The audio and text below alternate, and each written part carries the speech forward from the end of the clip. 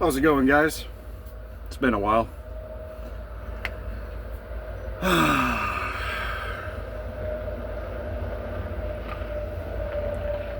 I have a little bit of a lengthy rant. I'm going to title this video, Trucking Sucks. It does. It sucks.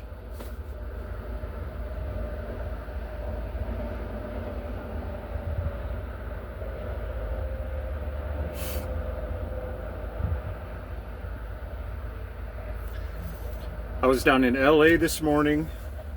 I got stuck in 2.5 hours of traffic yesterday because people don't know how to read signs, I guess, or something. When it says right lanes closed 2 miles ahead, don't you think you should get over then?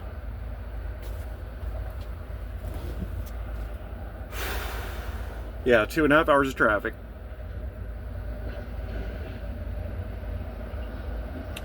I had the hours to get to my delivery, but I pulled it up on Google Street Maps, and that was about the time that I'd be running out of my driving hours. And I was going off duty while I was in traffic too, trying to save the hours, you know. I did my best yesterday. I did my best, but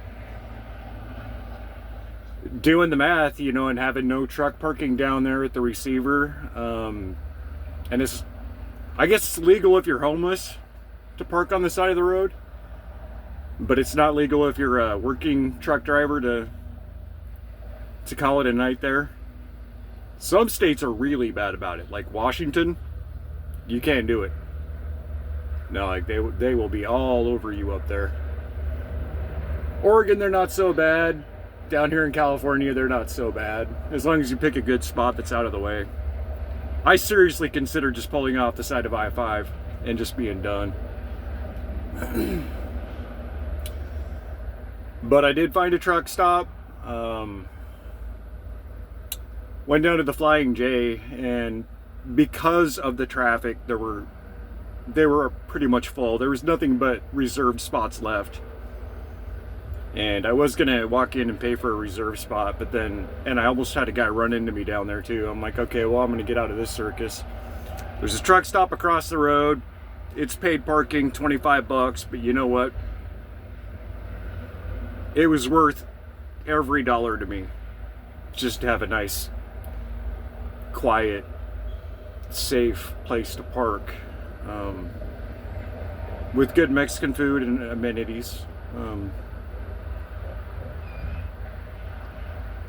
Yeah, trucking sucks, man. It sucks. I hear a lot of these older guys say, you know, back in the day, it was a lot of fun, and we used to,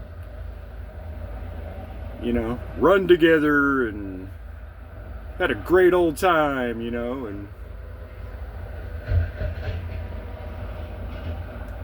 it's pretty much every man for himself now. I mean, it comes right down to the office on that one, booking loads and things like that.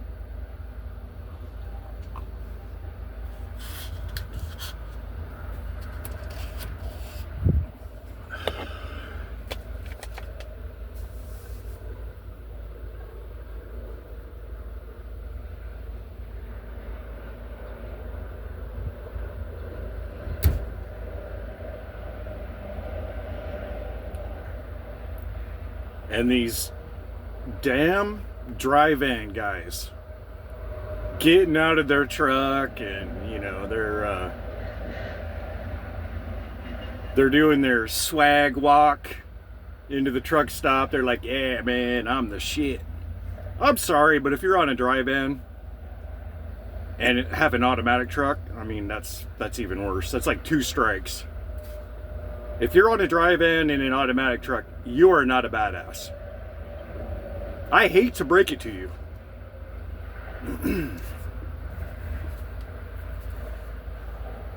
You're a run-of-the-mill, maybe a year experience under your belt, think you know it all. Fucking all you guys are the same, man.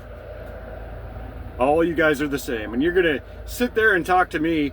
I'm going on 13 years doing this. You know, you're gonna talk to me like you know everything. I don't even know everything. I'm learning stuff all the time, man. Drives me crazy. And it's always the fucking dry van, guys. I'm on a flatbed right now. With a different company. Yeah, the owner of the last company I worked for, he had cancer for a while, and it finally just got him. So he kind of cleaned up the operation, and I was going to buy the Peterbilt that I was in, but it just wasn't, it's not the right time to buy a truck right now. It's just not.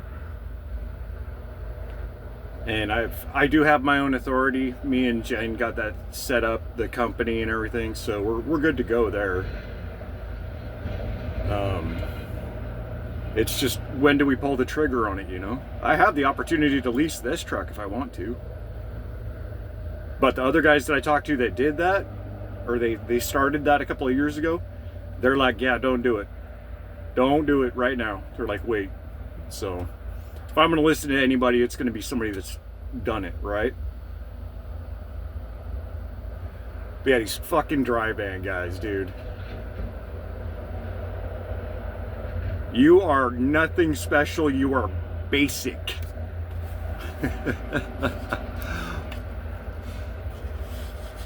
Put you on a flatbed for a day, you wouldn't even know what to do.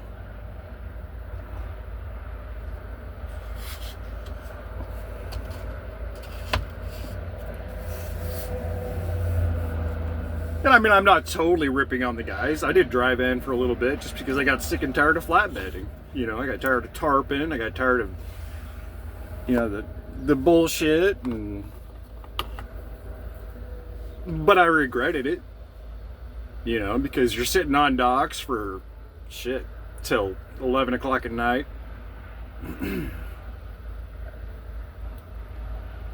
I mean, they don't care about you flatbedding. I think they care a little bit more than they do if you're on a dry van. You're dealing with a bunch of people that flat out do not care.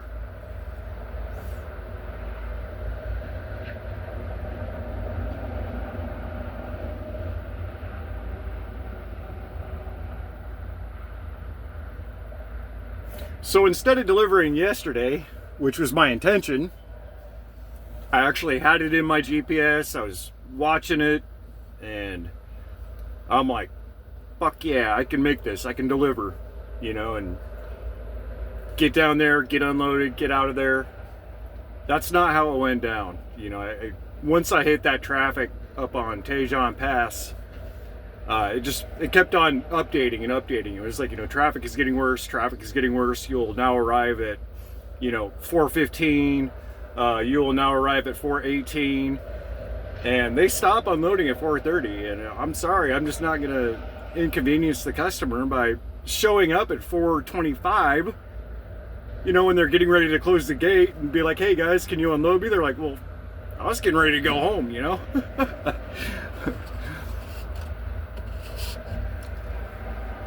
And yes, I get some shit like about how I run my clock, but the results is the same. This is what I'm trying to tell the office people, you know, it's like, I don't have to run my hours out every day, you know, to make my delivery appointments, and to, like, why? I mean, again, it's going to put me off the side of the road somewhere, and not really a safe place for your truck and your load, you know, potentially to get ran into, or it's not. Doing this for as long as I have, I've figured out that sometimes you need to call it, you know? And any logbook violation, that is your ticket as a driver. I mean, your company, it goes on their safety record, yeah, but you pay that fine. And I've heard some of them be like $2,500, $3,500. I mean, I got that kind of money, but I don't got that money for that.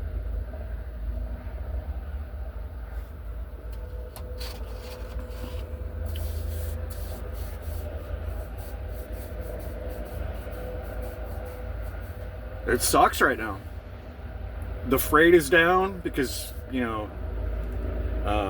I think number one, it's Well, it does have to do with like the economy right now. People are buying less. I do a lot of building products. People are waiting on their home improvements and stuff, like that deck they want to build this summer. They might start framing it, you know, but people are just not finishing their projects. It's not gangbusters like it was, you know, back when the bug hit and rates went sky high and everybody needed stuff because everybody was at home. They were working on their house, they were working on their cars, they got their stimmy checks, you know, and that's why freight was up, way up back then. But throughout the years, I've kind of seen it, you know, the only thing that was really steady was log trucking. And the reason for that is the mills don't just get the logs in and process them immediately. They sit on that wood for a while. And when they need it, they take it off the deck and then it goes through their whole, you know, system. Turn it into 2x4s, 4x4s, you know, 4x6. The kind of shit that I haul.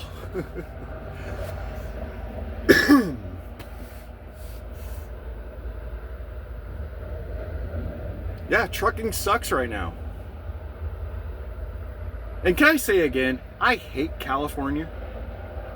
I mean, I hate where I live.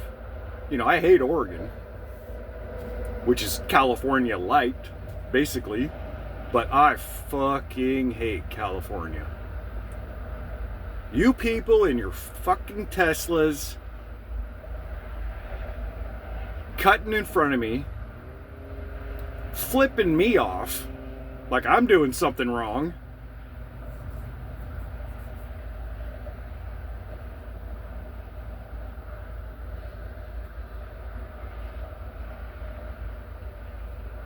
I had to get fuel on my way back because apparently I burned more than the other guys coming down here. I'm not really sure. I was talking to my boss. I'm like, hey, I need fuel. He's like, well, how is that possible? I'm like, well, probably the 2.5 hours that I was going uphill stuck in traffic might have had something to do with it.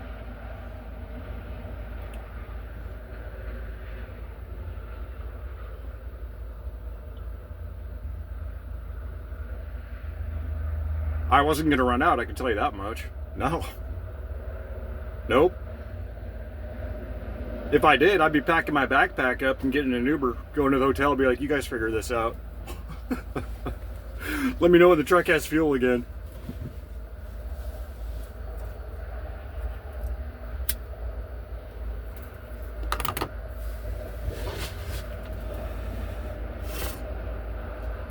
The worst possible thing any driver can go through. Well, two. Losing a loved one while you're out here on the road. I mean, you might be 1,000 miles away and you get the news, you know, somebody died in a car wreck or just old age or whatever. Their funeral is on this date and you're like, oh, shit, I can't make that, you know? The second one is getting dumped on the road. And that's happened to me 3-4 times. And it just tore me up, man. I had a hard time going to sleep. I had a hard time getting up. I had a hard time getting motivated. I didn't really cry about it because I'm a man, but it sucked. It sucked. And I don't want to go through that again. You know, I think that me and Jennifer are pretty good right now, so I'm not really worried about that. And I've been doing this the whole time that we've been together. So she's pretty much used to it. And we have a lot going on right now too, and I'll kind of I'll let you guys know about more of that in a bit. We have the import face-off coming up this weekend, and we're taking the 350, and we're actually going to do a test and tune because we have a goal this year. The car is advertised to run 13s in the quarter mile. I haven't been able to get the traction. It's a prepped track, and I've been running the wrong tires on a prepped track, so I've struggled with it. And I've done some upgrades that have given it more power, and that it just makes it it makes it harder. But I think I found the secret sauce here. It's like, instead of leaving in first gear, we're going to try second this time. Second right out the gate, man. Give her the old 1-2. Anyway, I wanted to talk more about trucking in this video. I'm not enjoying it like I used to, you know?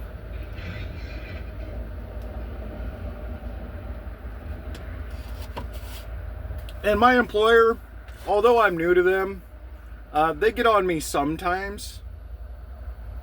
I think it's more of like a miscommunication, like they were wondering what happened, and you know, in some cases I don't always let them know because I get busy and distracted. And if I am able to like get loaded and get out of there, then okay, mission accomplished, you know, like leave me alone. Having to reschedule a couple times, it happens to all of us, man. We're human beings. We're not robots. You know, I've overslept. I've missed my alarm. I've had an appointment that I didn't even know I had. You know, and then I get a phone call from the office. They're like, "Oh, you're supposed to be there at 9." I was like, "Oh shit, really?" Well, it's gonna be a while. There are some places that you cannot be late to load or unload. Like they won't do it. They're like, "We do appointments here. It's what we do." Sounds to me like somebody needs a desk. You know, the scheduler. It's their job. And I'm like, do you want the shit or not? You know? Or do you want to move the shit or not? That's how you get paid.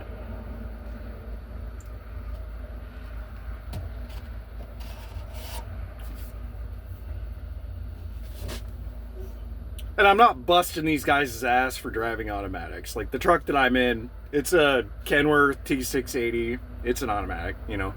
Would I prefer a manual? Yes, because I have more control over that.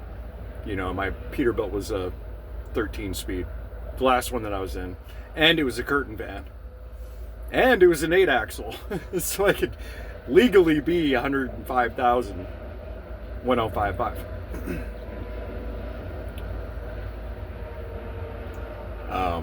But I just kind of got in a tight spot, and I got offers from a couple of the mega carriers, you know, and they're like, "Hey, come on over, we'll pay you this, it's drop and hook, home weekly." And I just, for those of you that are new or like looking to get into this, you're not gonna have a choice. Like if you're right out of trucking school, you're gonna have to go through the hired by a mega carrier. They're always going to have an orientation, which is bullshit. You know, like, let's sit around like a bunch of kids in a classroom and watch videos and learn about safety and, you know, load securement. And then you got the safety guy coming in to talk to you about running your hours and...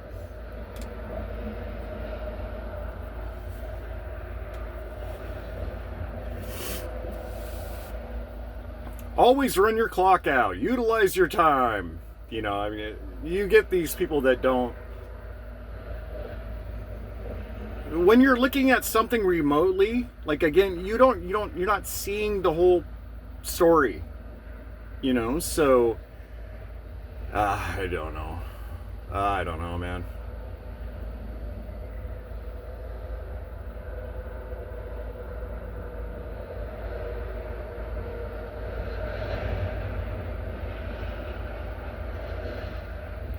Okay, so I've been out for 2 weeks this time, and I'm not really happy about that because I have a lot of stuff that I need to do back at home, like getting the car ready for the race, and I'm really missing my woman, to be honest with you. I'm just missing her, and the longer that you stay in these things, you know, I mean, you could watch TV, play the video games, do whatever you want, but it starts to kind of close in on you, you know, and then there's the loneliness factor, so... Yeah, 2 weeks, but I'll be home tomorrow. That'll be good. So I delivered in Prescott, Arizona. It was a load of roofing. It was a tarp load. And it sat over the weekend, a couple weeks ago. And I left on Sunday because I wanted to get there, get it off. I normally get oversized rebar out of there, 60 footers. Same place every time. Normally they're good. Okay? So I get my Prescott load off. The truck starts acting up. I have to take it to the shop to have them look at it. Brakes are really hot. Seems like they're dragging. There's something wrong. I'm on the phone with my dispatcher. I'm like, something's not right with the truck. He's like, what are you talking about? And I'm like, well, it got hot enough that there's oil coming out of the hub. You know, I don't know if I really want to keep on going on this. All right, well, there's a shop 13 miles away from you. Go down there, have them check it out. Anyway, they took a look at it, and I wasn't bullshitting them. You know, it's like, if there's something going on, I gotta let you know, because I'm not gonna be broke down on the side of the road. And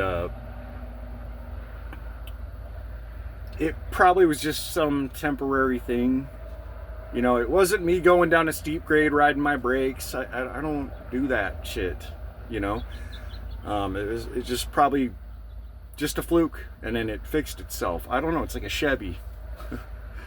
My Chevy fixes itself all the time.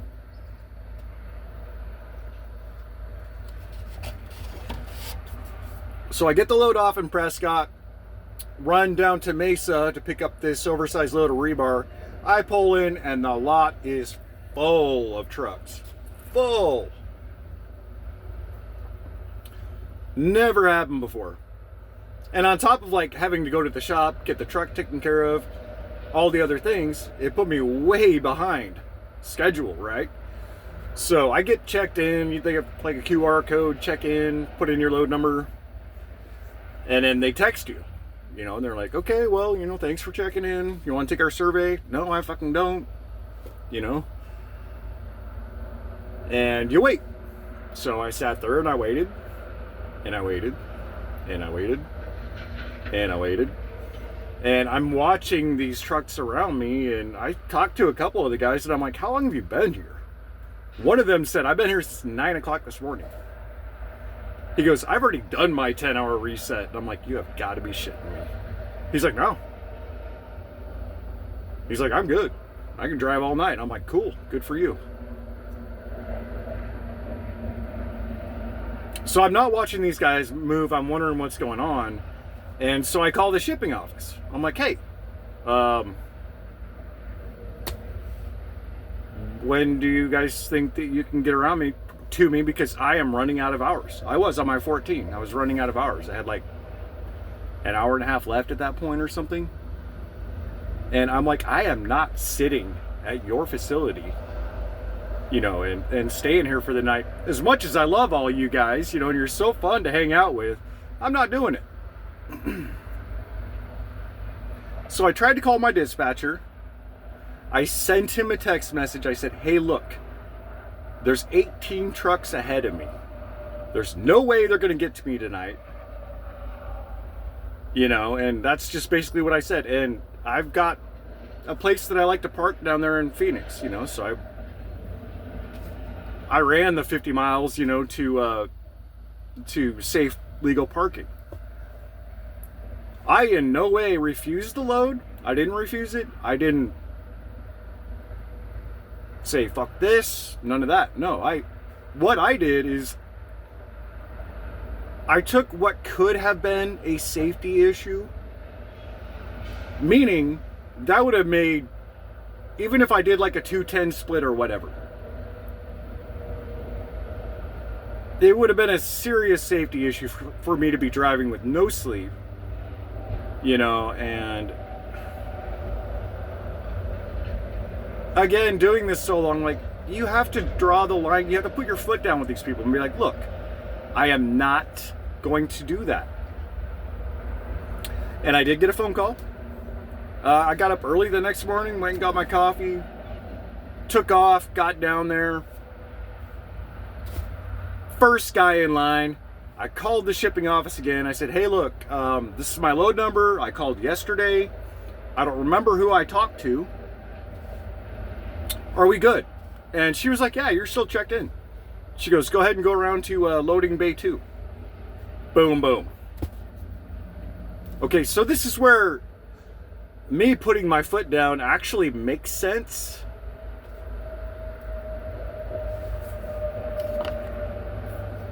I made it to Las Vegas and stayed there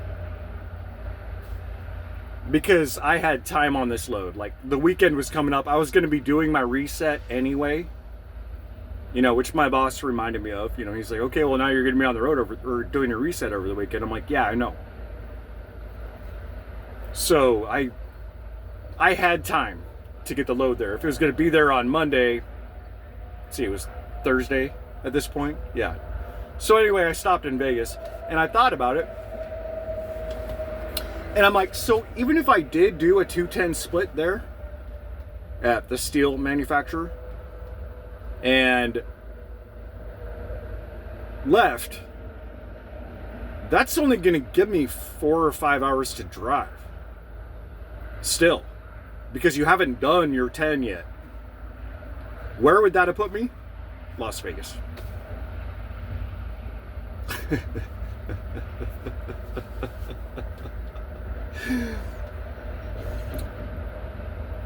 You know, and I could be wrong, like, you guys can correct me on that, but like, what I'm saying is there's just some shit that I'm not gonna do. No. I mean, if you're gonna fire me over that, let's get it over with. You know, because I don't need this bullshit.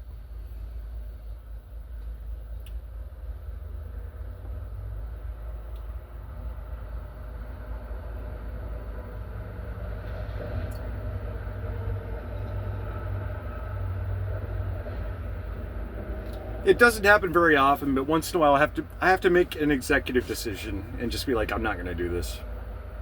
When I was new, yeah, you know, I just thought it was normal to sit at a dock for 20 hours.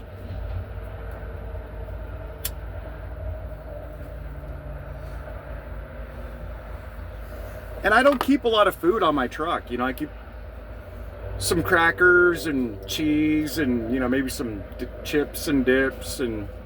but nothing of real sustenance for me to actually get my belly full on. You know, and that was the other thing. It's like, I'm not going to sit here and starve to death tonight because you guys want me to get this load on so I can get to Vegas tomorrow. Well, I'm going to get this load on and get to Vegas tomorrow anyway.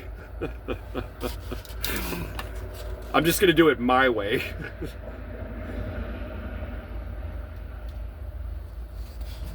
And I think they're learning more and more that, you know, I run differently than other guys. It's not laziness. And it's not working smart. You know, it's not. I'm not going to say I work smarter.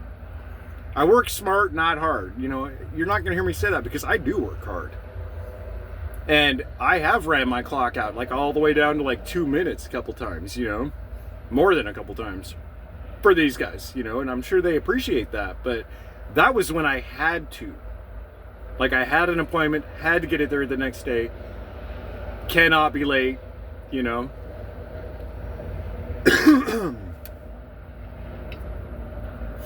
But if I don't have to, like this load today, I got roofing again, and it's going to Eugene, Oregon. So, and they pushed it out till Monday morning, so I'm going to get home tomorrow.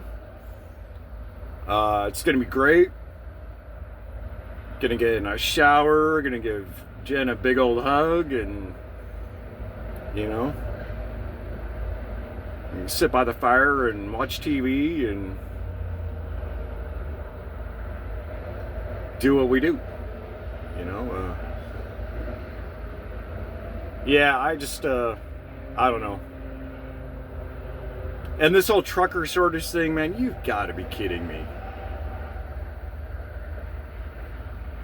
If you think there's a trucker shortage, go to a truck stop at about 8 o'clock at night, especially down here in California. You cannot find a spot to save your life.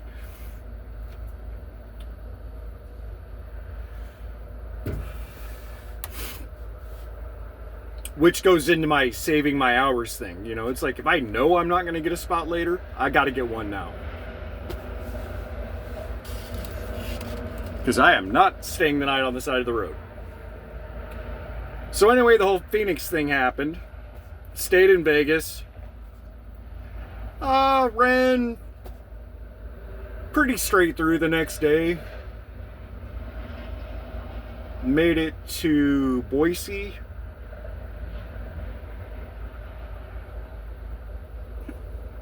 At the stage stop there in Boise. My sister lives in Boise, so I'm like, hey.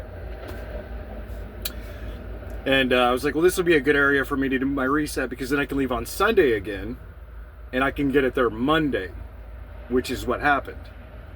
So anyway, I stayed in Boise. I did call my sister. I texted her, said, hey, do you want to have dinner? I'll buy. And she was about 40 miles away. And we were back and forth with her a little bit. She's like, well, my daughter's got a graduation thing coming up. My niece. Awesome kid. And she goes, she's invited a bunch of her friends over. They want to have a barbecue and a little party. And I don't want to leave and like leave them at the house alone. And I'm like, I don't blame you. You remember what we used to do? And so, yeah, so we talked for a little while. We hadn't talked, in years, probably. And that was good. Just getting caught up with family and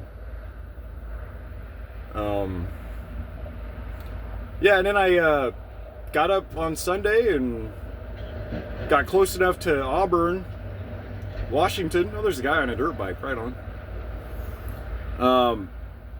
Yeah, I got to Auburn, Washington pretty early Monday. Unloaded.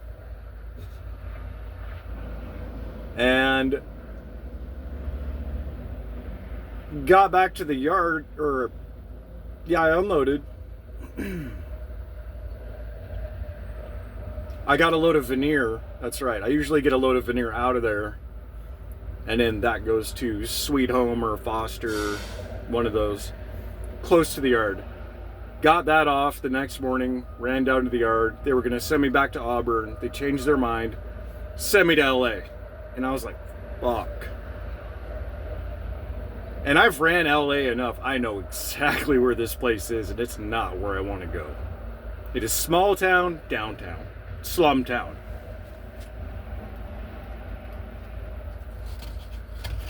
It's down by Skid Row, as a matter of fact.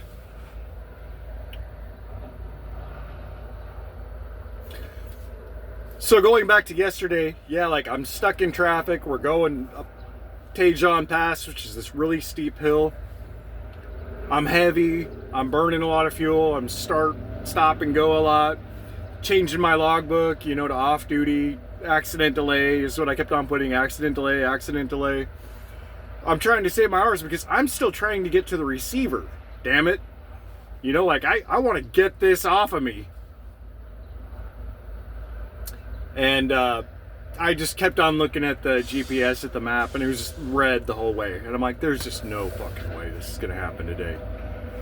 It happens. I'm not going to call my dispatcher and be like, hey, I'm not going to make it,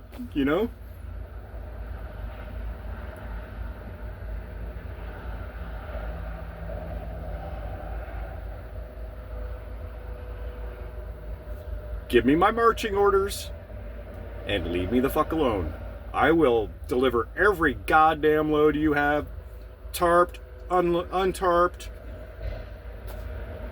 I will treat that shit like a Christmas present until I get it to the customer, man.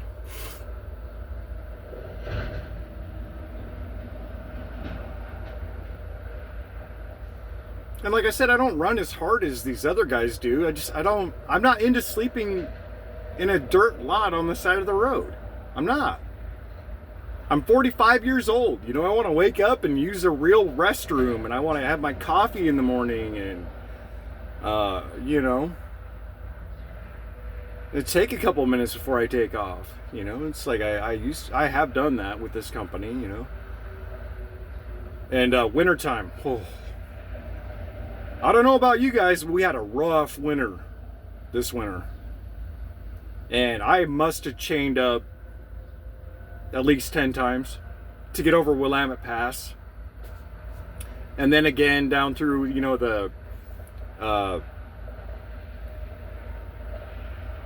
I guess it's kind of like Northern California, but it's like the Modoc forest side of it. Had chain up over there. It was just brutal. It was brutal.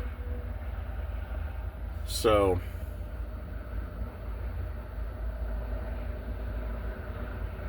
I don't know. It's not fun anymore. You know, I had a lot of fun at the last place because they kind of left me alone. And I was percentage, you know, I could make whatever I wanted. I have really minimal bills right now, you know. It's like I'm a minimalist. I have rented apartments. That's a total waste of money. You're never there. So 5 years ago, something like that, I bought a travel trailer that was pretty new at that time. It's a pretty big one. You guys have probably seen it on the channel, but yeah, like if I have stuff to do in the shop, then I'll stay in that. You know, it's got everything I need. I don't get this whole you gotta have your own place thing, you know. It's like I'm not homeless. Me and Jen do have a place. We just moved. But I'm not doing it on my own anymore. I can tell you that right now.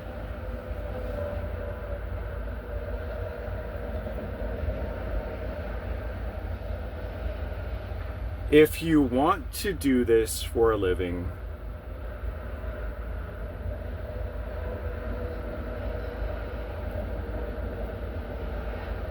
you have to be assertive. And you have to say no. Sometimes. If you're saying no all the time, you're going to get fired. You know, it's just what they are. Especially if it's a mega carrier. They don't care. They're planning on you quitting. They want you to quit. They got somebody coming out of orientation that's going to be right into that truck, you know. All right, well, cool. Clean your truck out. We'll put your last paycheck on your card. Cool, thanks.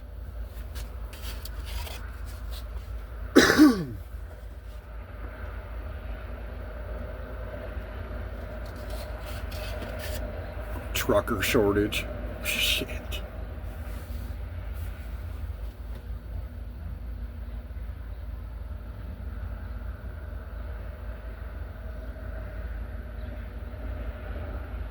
There's another one of those dry van guys that he thinks he's the bee's knees, man. Walking with your safety vest into the truck stop. You know that's not necessary at these places, right?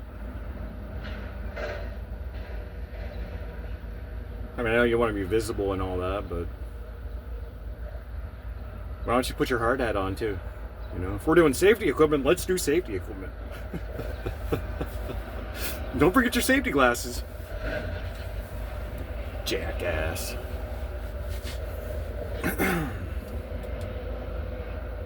There's a reason why I chose flatbed also. Flatbed, generally, they work daytime hours. That kid is cruising on that dirt bike. I'm so jealous. They work daytime hours, mostly. Sometimes you'll be at a place that are like, you know, they unload on swing shift or whatever. Like some of these veneer loads, they unload on swing shift. I've done it. I've got there like 7:30, 8 o'clock at night. No problem. But a lot of times I get up early, so like I'm out of hours by 5 or 6. Like I just can't do it.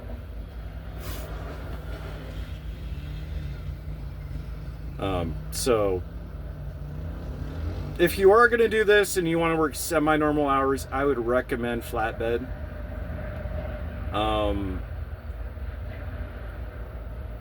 And family companies also. I know a lot of them are struggling right now.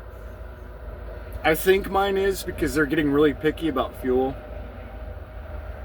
Like I said, I had to fuel up this morning, coming back to get my reload. And they got a little shitty with me. They're like, oh, take a picture of your fuel gauge. And I'm like, what? Like, do you think I'm lying or something? I'm like, I'm at quarter tanks. I'm not going to make it back to Oregon, you know? Okay, we'll only put in 75 gallons. Okay, great, I will, you know? And I had already started fueling before I got back in the truck. Obviously, you have to get out of the truck to do that.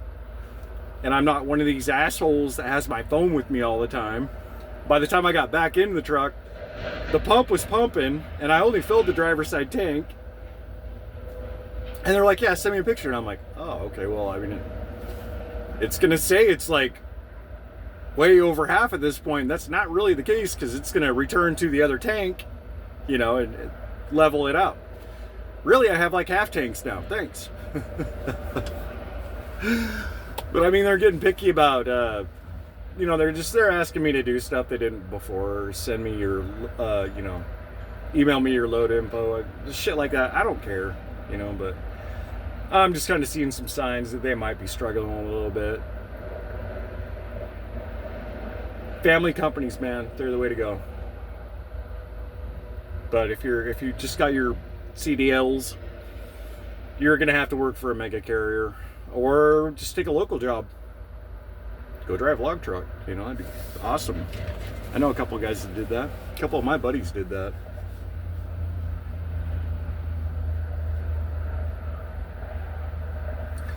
Anyways, guys, I might have missed a few things. I'm going a little long here, and I want to go and get some dinner before I talk to my woman on the phone. And I just wanted to give you an update. We're doing the race this Sunday. I will be working on the car Saturday. I have to order a couple of parts for it tomorrow, mostly brake related. The tires are taken care of, the oil's changed. It should be pretty well ready to go. I'll give you an update on Saturday. If I don't, then I will just have a lot of footage of the import face-off down at Woodburn. Whole bunch of cars, whole bunch of events. Two-step competition, burnout contest. It's just a really good time, man. It's a really good time. And we'll do some testing tunes after that. So, in conclusion, like, I don't hate my job. I wish other people would do theirs better. You know, it's like, why am I sitting here for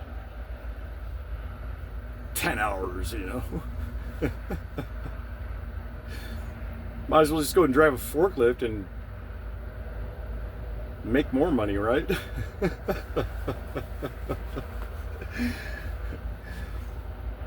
All right, guys, that was my rant. If you guys lasted all the way through it, awesome. Let's get on to car stuff and fun stuff, and, you know,